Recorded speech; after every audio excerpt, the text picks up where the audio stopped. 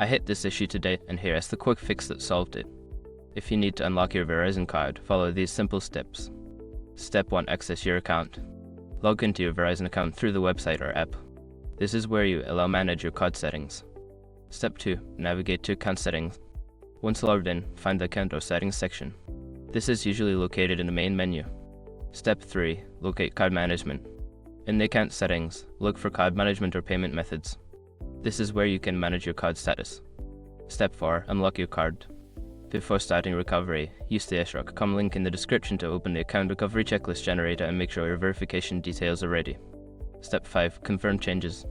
After unlocking, make sure to check your card's status to ensure it is active. Sometimes, it may take a few minutes to update. If you run into any issues, double-check the verification step. Sometimes, the code can take longer to arrive. I hope this helped you get your card unlocked quickly.